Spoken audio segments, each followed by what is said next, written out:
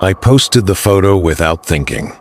That's what I tell myself now. That I wasn't being careless, just normal. It was a Tuesday afternoon in March, and I'd just gotten my first legitimate freelance check. The kind that made me feel like maybe I could actually do this. Actually make a living designing websites from my apartment in Portland. I made myself a decent lunch for once, set it on the table by the window where the light was good, and took a photo. Avocado toast. A glass of orange juice. My laptop open to a project I was proud of. I didn't notice the window behind me. The photo got 23 likes. My mom commented with a heart emoji. My friend Rachel said it looked delicious. I went back to work and didn't think about it again. That was on a Tuesday. On Thursday, someone named Emir, 7, started following me on Instagram. The profile picture was blank, just gray. No posts, no followers, no bio. I get random follows sometimes, bots or spam accounts, so I didn't accept the request. I just left it there. Friday morning, Emir, 7, sent me a message request. It was a photo. My photo. The one from Tuesday, except it had been edited. Someone had circled something in the background, in the window reflection behind my lunch. They'd increased the brightness, sharpened the contrast. You could see into the apartment across the alley. You could see someone standing at their window. You could see that they were holding a phone, pointed at me. The message underneath said, "Did you know?" My hands went cold. I stared at that photo for maybe 30 seconds before I stood up and walked to my window. I looked across the alley.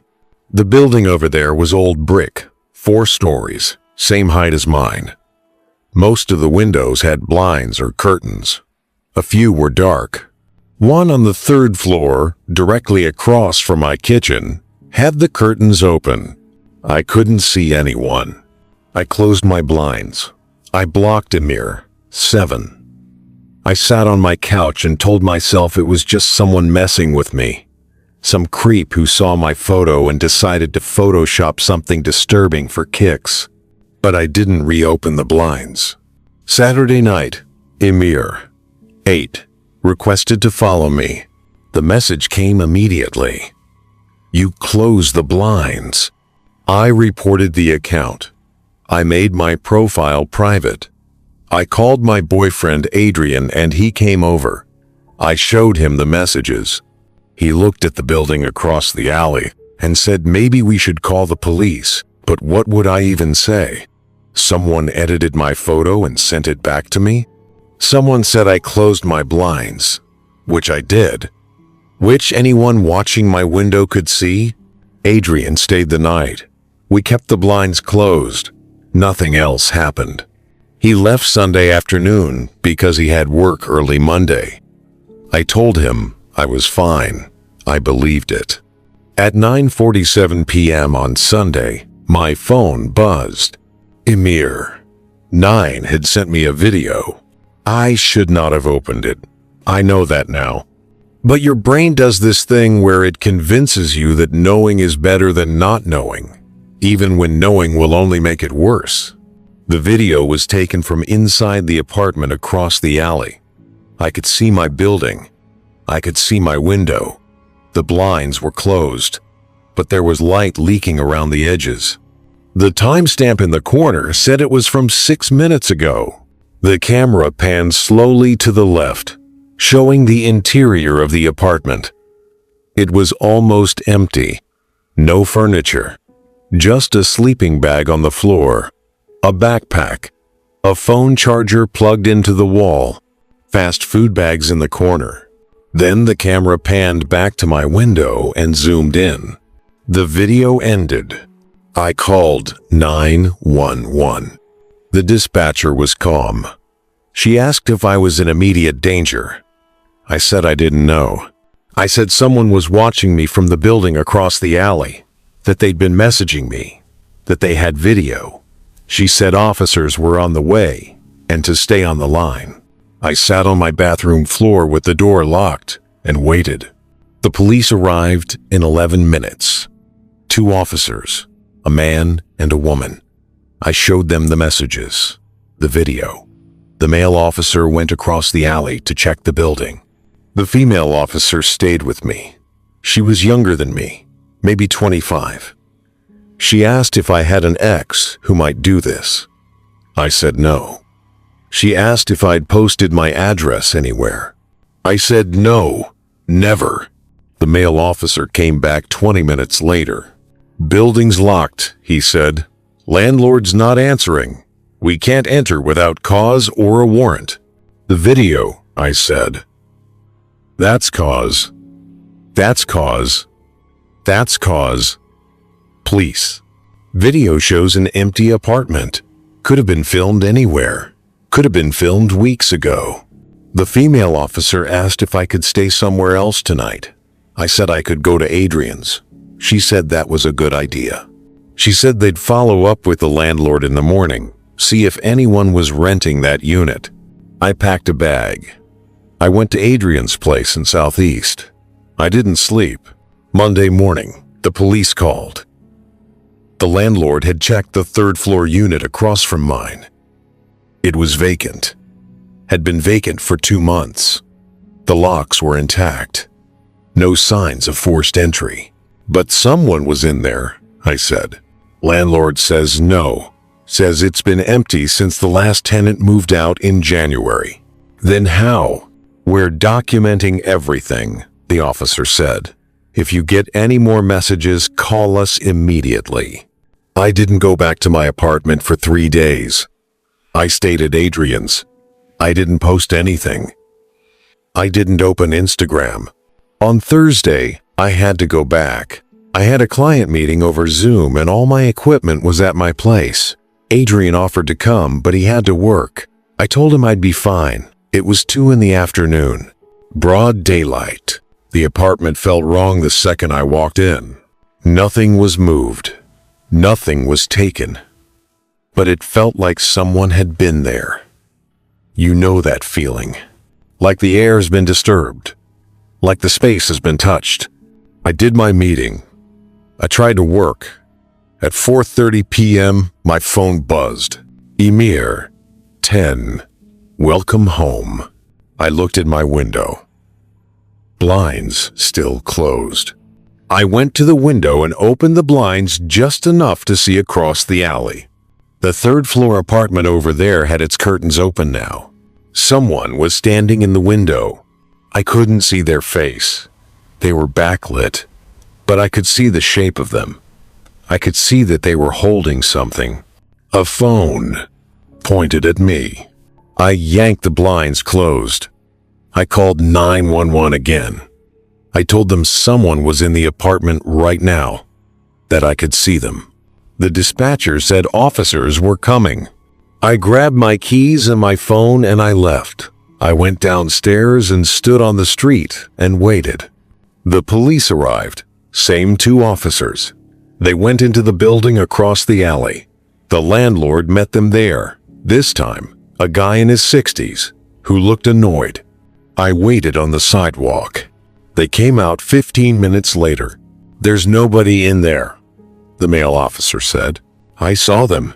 We checked every unit on the 3rd floor. They're all empty. All locked." I saw someone standing in the window. The female officer looked at me with something that might have been pity. "Is there someone you can call? Family? A therapist, maybe?" One, that's when I understood. They thought I was making it up. They thought I was hysterical. I stopped calling the police. If you felt that shift, that moment when you realize no one's coming to help, hit subscribe. Because the worst part isn't the fear. It's the isolation. The messages kept coming. Different accounts. Emir, 11. Emir, 12. Always the same profile picture. Nothing. Always the same messages. Observations. You ordered Thai food. Your boyfriend stayed over. You're wearing the blue sweater. I changed my number. I deleted Instagram, Facebook, everything. I bought blackout curtains. It didn't stop because they didn't need social media anymore. On a Saturday in late April, I found a note slipped under my door. It was printed on plain paper. It said, "You can't hide from me. I've been closer than you think." I moved out the next day. Adrian and I got a place together in a different neighborhood. I didn't tell anyone the address. I didn't post about the move. I didn't post anything. For 2 months, nothing happened. Then in June, I got a package. No return address. Inside was a flash drive. I should have thrown it away. I should have taken it to the police. I plugged it into my laptop. It was full of photos. Photos of me, taken over the course of months. Some I recognized from across the alley, but others were from closer. Me walking to the coffee shop on the corner. Me getting my mail. Me through the window of a restaurant where I'd met Rachel for lunch. And some were from inside my old apartment. Me sleeping. Me on my couch. Me in the bathroom. I don't know how they got in. I don't know when. The landlord swore no one else had keys. The locks were never tampered with. The police finally took it seriously. They opened an investigation. They sent the flash drive to a lab. The photos had no metadata, no location data. The accounts were traced to VPNs scattered across 7 countries. They never found who it was. I see a therapist now. I take medication for anxiety. I don't use social media. I don't post photos. Adrian and I got married last year. We live in Seattle now. I work from an office, not from home. But sometimes I'll be walking down the street and I'll see someone holding their phone at a weird angle and my whole body will go rigid. Sometimes I'll wake up at 3 a.m., convinced I heard something outside the bedroom door. The detective told me that statistically, the person probably moved on. That stalkers like this usually lose interest when the victim becomes inaccessible. Probably. I still check the locks 3 times before bed. I still wonder if the person in the window ever had a face, or if they were just a shape, a presence, a pair of eyes that never blinked. I still wonder if they're watching someone else now, or if they're still watching me. I thought my identity got stolen. That's what I told myself when I found the second account. It was April, late afternoon, and I was supposed to be studying for finals, but instead I was scrolling through Instagram, procrastinating in that specific way college students do where you convince yourself you're taking a necessary break. My roommate Kira was the one who showed me. "Is this you?" she asked, holding up her phone. The account was at Sophie.Carter with 2 R's. My actual account was at Sophie.Carter with 1. The profile picture was one of my photos, a selfie I'd posted maybe 6 months ago. The bio was identical to mine. Senior at UMass, coffee addict, aspiring journalist. But I hadn't made this account. "That's so weird," I said. I clicked on it. The account had 34 posts. I scrolled through them. They were all my photos, every single one, copied directly from my account and reposted. Same captions, same filters, same timestamps, just offset by a few hours. "You should report it," Kira said. I did. Instagram's automated response said they'd review it within 48 hours. The account stayed up. What bothered me more was the followers. At Sophie.Carter had 612 followers. I had 408. I looked through the follower list. I recognized some of them. People from classes, people I'd met at parties, a few family friends.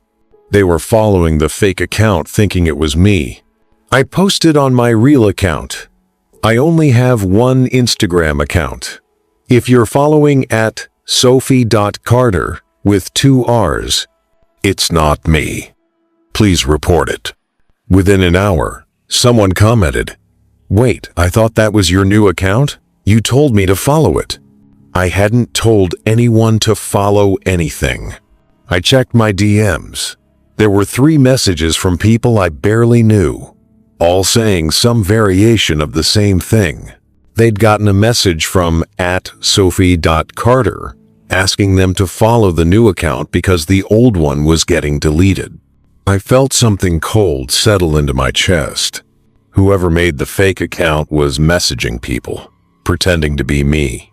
I changed my password. I enabled 2-factor authentication. I made my account private.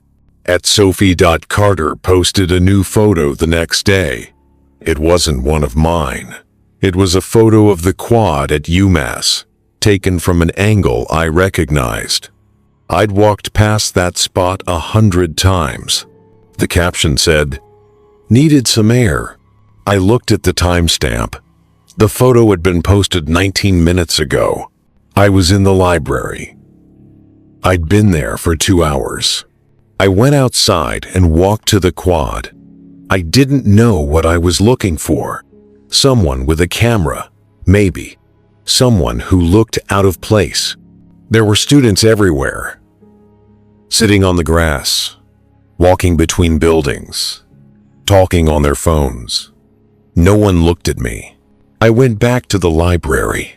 That night, Kira asked if I'd gotten the account taken down yet. I said Instagram was still reviewing it. She frowned. "Sophie, this is really creepy.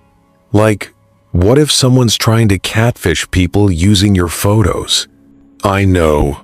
You should go to campus police." I didn't think campus police would care about a fake Instagram account.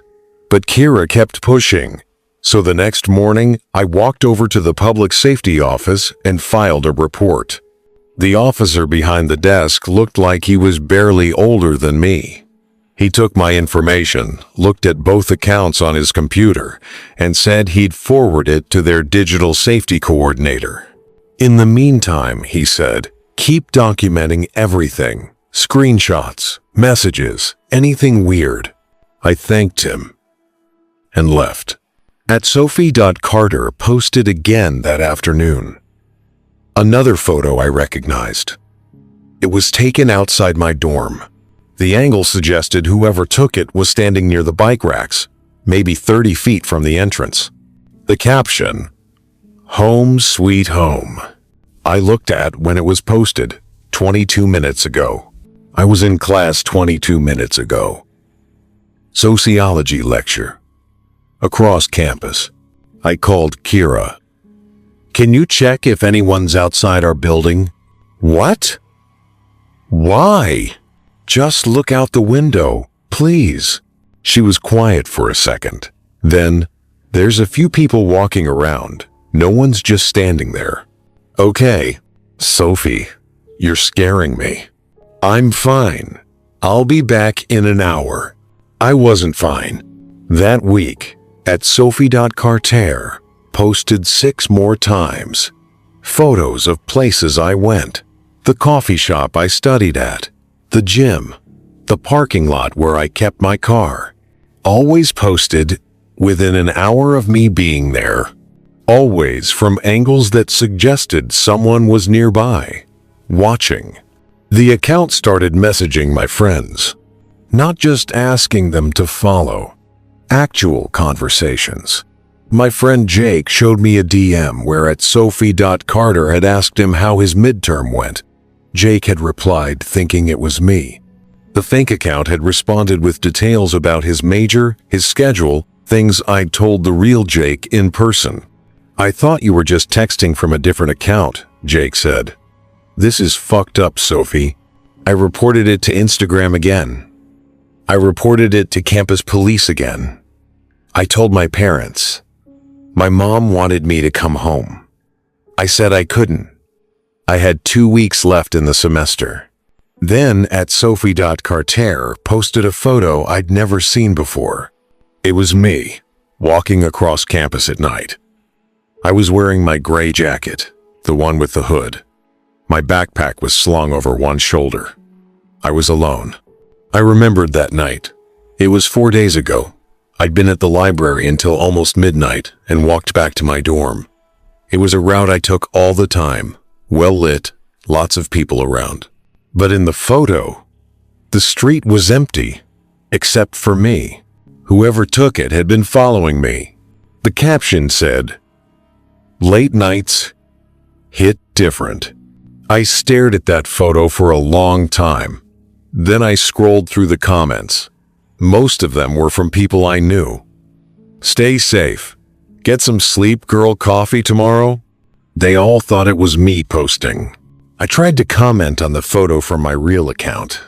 Tried to tell people it wasn't me, but at Sophie.Carter had blocked me. I couldn't see the account anymore unless I logged out. Campus police called me in for a follow-up meeting. The digital safety coordinator was a woman in her 40s named Miss Parch. She asked me to walk her through everything. I showed her the screenshots I'd saved. She took notes. "Have you noticed anyone following you in person?" she asked. "No, I don't think so." "Any ex-boyfriends? Anyone you've had a conflict with recently?" "No," she nodded. "We'll coordinate with Instagram's safety team. In the meantime, I'd recommend varying your routine. Don't go places alone at night. Let your friends know what's happening." I did all of that. It didn't stop. At Sophie, Carter kept posting photos from closer. Me in line at the dining hall. Me walking into the gym. Me sitting in the library, visible through the window. And then, 3 days before my last final, the account posted something different. It was a photo of my dorm room door. Just the door. The number visible. The whiteboard Kira and I had hung up with our names on it. The caption, "Almost there." I packed a bag and went to stay with my boyfriend off campus. I told Kira to stay somewhere else too. We both filed police reports. Real police this time, not campus. The detective assigned to the case was kind but blunt. "Unless this person makes a direct threat or shows up in person, there's not much we can do." Instagram's based in California. We'd need to subpoena them for the account information. And even then, if the person's using a VPN, it's a dead end. End quote. So I just wait until they actually do something? We're taking this seriously. We've increased patrols around your dorm. But legally, our hands are tied. I didn't go back to my dorm until after finals. I stayed at my boyfriend's place. I barely slept. When I did sleep, I dreamed about someone standing outside the window, holding a phone. The semester ended. I went home to Connecticut. I didn't post anything online. I didn't tell people where I was. At Sophie.Carter went quiet for 3 weeks. Then, in late May, the account posted one last photo. It was taken from inside a car. Through the windshield, you could see a house. My house. The one I grew up in. My mom's car was in the driveway. The caption, "See you soon." I called the police in my hometown. I showed them everything. They sent a cruiser to watch the house. They told me to call if I saw anyone suspicious. I didn't see anyone. The account never posted again. It just went dark. Instagram finally took it down in June, 2 months after I first reported it. I never found out who made it. I transferred to a different school for my senior year. I don't use Instagram anymore. I don't post photos. When people ask why, I tell them I'm taking a social media break. I don't tell them that I still look over my shoulder when I walk alone. I don't tell them that sometimes I'll see someone holding their phone up, and I'll wonder if they're taking a photo of me. I don't tell them that I still have nightmares about someone standing outside my door, whispering, "Almost there." The detective told me the person probably lost interest, that these things usually fizzle out. Usually. My daughter was 12 when she asked for an Instagram account. I said no. She said everyone had one. I said she could wait until she was 13. She rolled her eyes and dropped it. And I thought that was the end of it. I was wrong. Her name is Emma. She's 14 now. This happened last summer when she was 13. 2 months after I finally let her make the account with the understanding that I got to follow her and check her messages whenever I wanted. She agreed. She posted photos of her cat, her friends, some drawings she'd made, normal kid stuff. She had maybe 60 followers, mostly kids from school. I checked her account once a week. I looked at her followers. I looked at her DMs. Everything seemed fine. Then, in July, she came to me and said someone from her school was being weird. Weird how? I asked. Just like asking personal questions. Stuff about where I live. She showed me the messages. The account was at Brandon K. Official. The profile picture was a kid, maybe 14 or 15. The bio said he went to Emma's school. The messages started normal. Hey, what's up? Cool drawing. Then, they got more specific. Do you live near the park? What street? I think I've seen you around. Do you know this person? I asked. Emma shook her head. I thought I did. I accepted his follow request because he said he was in 8th grade. But I asked some friends and no one knows him. I told her to block him. She did. 2 days later, at Brandon K., 2 requested to follow her. Same profile picture. Same bio. The first message said, "Why did you block me?" I took Emma's phone and blocked the account myself. I reported it. At Brandon K. 3 showed up the next morning. I made Emma's account private. I went through her followers and removed anyone I didn't recognize. I told her not to accept any new requests without asking me first. For a week, nothing happened. Then Emma got a DM from an account I'd approved. It was one of her friends from school, a girl named Haley. The message said, "Hey, is this your brother?" with a link to another Instagram account. The account was at Emma's brother. There were no posts, no profile picture, but the bio said, "Emma's older brother, protecting my little sis." Emma doesn't have a brother. I clicked on the account. It had started following some of Emma's friends. A few had followed back. I reported it. I messaged the parents of the kids who'd followed it and told them it was fake. The account disappeared within a day. I thought that was the end of it. But then Emma's friend Haley called me. She sounded scared. "Mrs. Spence? Someone messaged me, pretending to be you." My stomach dropped. "What do you mean?"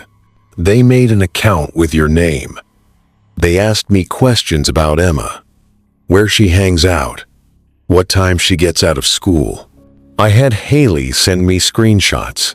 The account was at julie.spence.mom. The profile picture was a photo of me, one I'd posted on Facebook years ago. The bio said, "Emma's mom. Just checking in on my girl's friends." The messages to Haley were polite, but probing. Does Emma walk home from school or does someone pick her up? What days does she have soccer practice? I reported the account. I called the police. The officer who came to the house was patient. He took my statement. He looked at the screenshots. He said they'd document it, but that without a credible threat, there wasn't much they could do.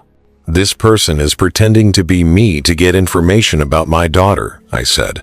"I understand. We'll keep a record. If it escalates, call us immediately." It escalated. Over the next 2 weeks, more accounts appeared. At Emma Spence Fan, at Emma Watcher, at Jules, and Emma. Some of them followed Emma's friends. Some followed me. One followed Emma's school's official account. None of them posted anything. They just watched. I deleted Emma's Instagram. I deleted mine. I made her promise not to make any new accounts. 3 days later, I got a Facebook message from someone I didn't know. The message said, "You can't protect her forever." I reported it. I called the police again. Same officer, same response. Then the emails started. They came to my work email, which I'd never posted publicly. The subject lines were always the same, about Emma. The messages inside were just photos of Emma. Some were from her deleted Instagram, but some were new. Emma walking into school, Emma at soccer practice, Emma getting ice cream with friends.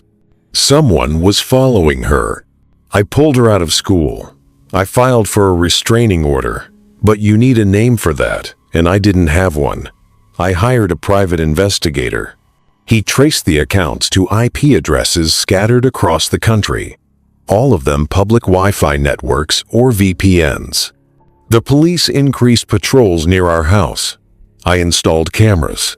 I drove Emma everywhere. The messages stopped in September. No explanation. They just stopped. Emma went back to school. I went back to work. We didn't talk about it much. What was there to say? But sometimes I'll be driving and I'll see a car behind us for a little too long, and I'll take a different route just to see if they follow. Sometimes Emma will get quiet and I'll ask what's wrong and she'll say nothing, but I know she's thinking about it too. The investigator told me whoever it was probably moved on. Probably. We don't use social media anymore. We don't post photos. We don't share where we are. And we lock the doors twice before bed. Thank you for watching. Please like, comment, share, and subscribe for more stories.